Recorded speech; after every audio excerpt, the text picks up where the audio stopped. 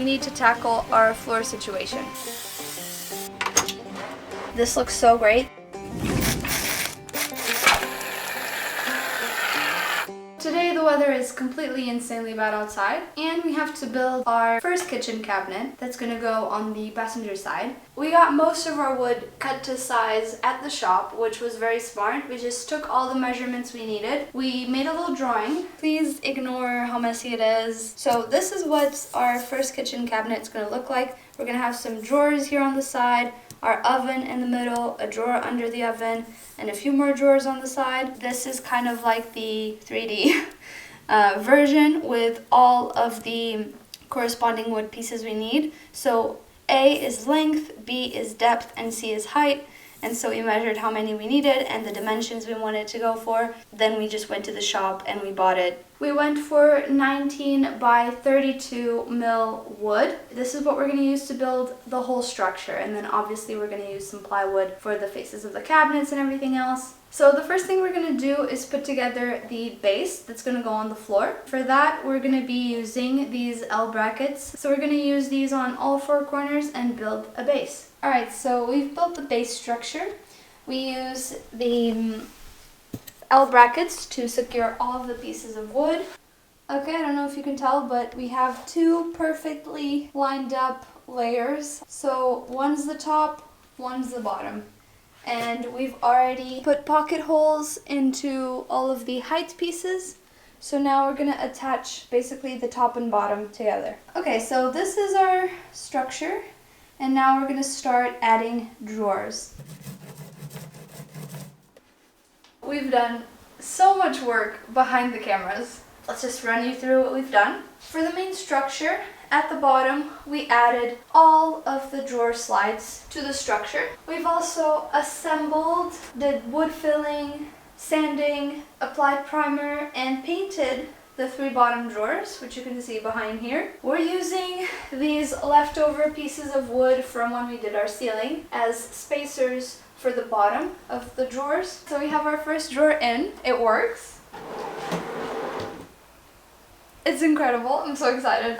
For a second there, I really thought we weren't going to get this done because we added the paint, so it added thickness to the whole thing. It was very hard to fit it into place, but actually it slides perfectly. These drawer slides are actually very good. They open up a lot, as you can see. And then at the end, they have like a little lock so that it really stays in place. Now we're going to move on to the next drawer. This is our trash drawer. So we slide everything out as much as it goes. So we have a piece of wood that's the same size as the piece of wood that we use here at the bottom. And then we have these two 5mm thick pieces of wood that we used for the ceiling that they're leftovers. And we put them on top to create a spacing like you see here. So we just slide these all the way to the front. We've done 4 screws so far, 2 at the front, 2 in the middle, and now we're missing the back screws. Pull this down. We're missing just the screws here, so we're gonna do those now.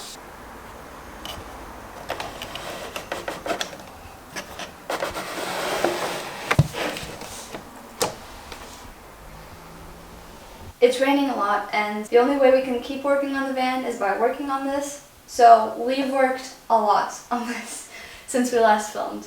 This is our last drawer. It's the only one that doesn't have a handle in it yet. We've also put in our oven back and front supports, and we've cut the piece of plywood that's going to go on top of these supports and that the oven's going to go on top of. So we have this one drawer that's really tall at the front and then really short at the back. And we thought this was a good idea because this is going to be our bin drawer, so it really didn't need to be a super tall drawer. This is just not sturdy enough to be pulling on it without any extra supports. We debated for a while about what we were going to do, and we ended up buying these shelf support things, and we're going to install them on the inside of the drawer to try to provide some more support to the fronts of the drawer. That's what it looks like. It's not very pretty, but it just has to do the job. That's the point. So yeah. Also, I'm going to touch up all the little paints that's chipped. So these actually go in quite easy.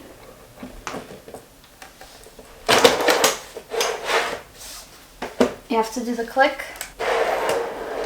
Is that nice? Yeah, I mean, I think it's sturdy enough, hopefully. We're gonna be installing our drawer handle. I've installed 8 so far, so I kind of know how it goes by now. So we've decided on a distance from the top of 6 centimeters. What I usually do is I'll take some painter's tape. I'll drape it over, kind of like that. Then I'll measure 5.5 centimeters from the top. Then I mark 6 on either side.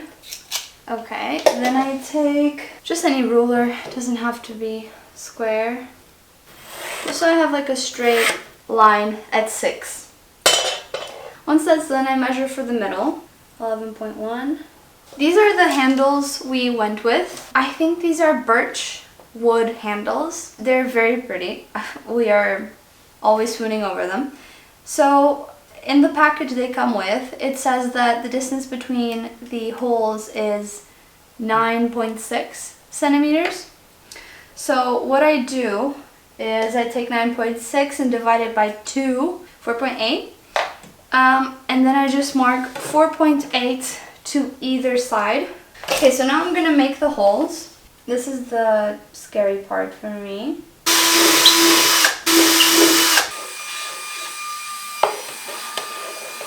These handles, they have some threading on the inside, and they come with these screws to thread into it from the inside of the drawer. These were too big because standard drawers, I guess, are thicker. So we ended up having to cut the screw. Rico actually did that. So we used our multi-tool to just trim off the tip of the screw in order to leave 10 millimeters on the top, like this. Okay, that's in. Now I need to do the other one.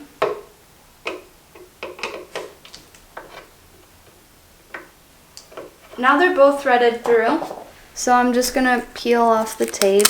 Hopefully, I was gonna say hopefully it doesn't peel too much paint off, but I just painted these yesterday, so of course it peeled a little bit of paint over here.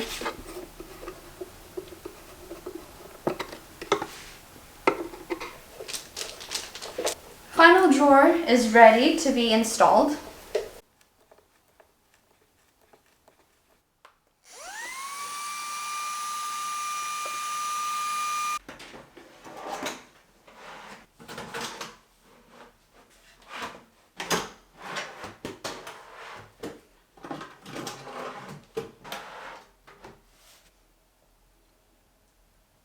We've been building the kitchen units upstairs in the house. Before we can put them in the van, we need to tackle our floor situation. We put in this floor that you can kind of see picking out here a while ago at the start of the van build when we first did the floor. It's been a while, and at the time we just put the floor down on the entire van, and we didn't really think about the fact that we're going to have a step in the middle of the bed, and that's going to have to be floored as well. So the flooring we used for the van, we can't find anymore to put on the step, so we knew we needed to redo the floor. We went with this vinyl, like grayish wood. It really brightens up the place a little bit more than the fake wood with the natural wood color for some reason. We bought enough of this to cover up this front section of the van and also to do the step afterwards so it matches. We're backtracking a little bit, but it has to be done.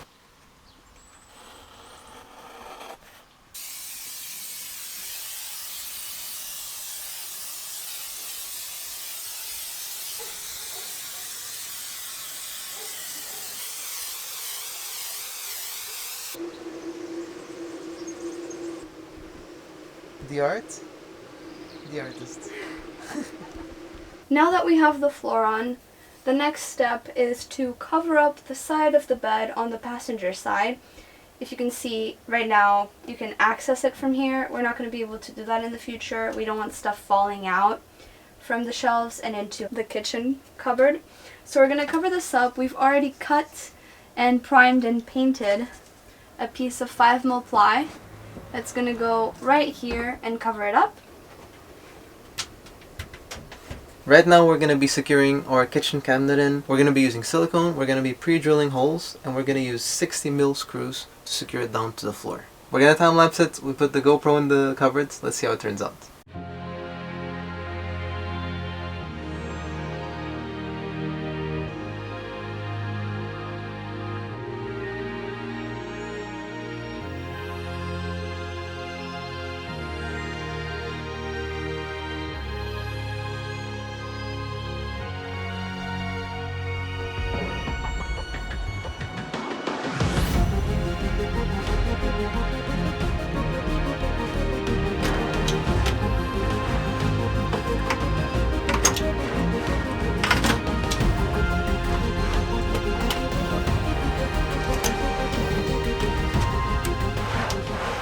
Our kitchen unit is secured into place. We've put in all the drawers. We've also run the cables for our front light switch that's going to live right here on this wall. We've zip tied it to the structure. Now we're just going to cut these zip ties. I'm not sure where we were when we last spoke to you guys, but we went shopping and we got this birch countertop. It's 2.5 millimeters thick. We had them cut it to size to fit the kitchen, but we had to cut the spot for the oven. That was a bit of an adventure, but it worked out. This is our stove and oven combo that we bought from Dometic. It came with like a loose screw inside. We're hoping it's not something necessary for the functionality of the oven, but yeah. It also came with these like swivel mounts on the side because this is a boat stove and oven. It's the Sunlight model. It's 2 burners and then it has the oven inside. The tray doesn't fit really well on any of the supports, so like we're still a bit like confused about this stove and oven combo. It feels like there's a little bit of wasted potential, and it was extremely expensive. We really wanted to have an oven in the van because we like making pizzas and cookies and all these like baked goods. Sorry, there's a big vehicle passing. Big boy. But anyway, we are stoked about the look. This looks so great. What we're gonna do now is fix the countertop and also fix the stove and oven. The stove and oven doesn't really come with like precise instructions of how to put it into like a normal kitchen counter. It just has the swivel mount for the boat installation. So what we figured we're gonna do, probably void the warranty for sure. We're gonna install some screws into the side of the oven here. It's on the outside of the door, so it shouldn't mess with the oven. And there's a bit of a gap on the side, so it's not gonna mess with the opening of the door either. We didn't want to use the mounts, the swivel mounts, because they would stick out of the countertop. It would just like not look good. To secure the countertop to the structure, we're gonna use these L-shaped brackets with 20mm screws.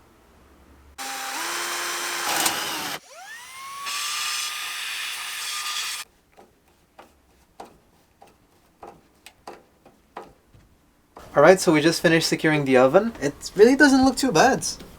It looks like it was meant to be secured like that, right, Nish? Yeah, we just put 2 screws on either side. We pre-drilled the holes with a metal bit. And then we just used... We manually screwed in these screws so it wouldn't crack the wood behind it. Yeah, and it's very sturdy. Like when we try to shake it, it shakes the whole van. Yeah. It's barely noticeable, really. Like, I'm going to try to show you from the front. I think that looks pretty neat. It looks really nice. So that's the stove and oven installed. We still have to do the gas connection, obviously, but we're going to get that done Professionally.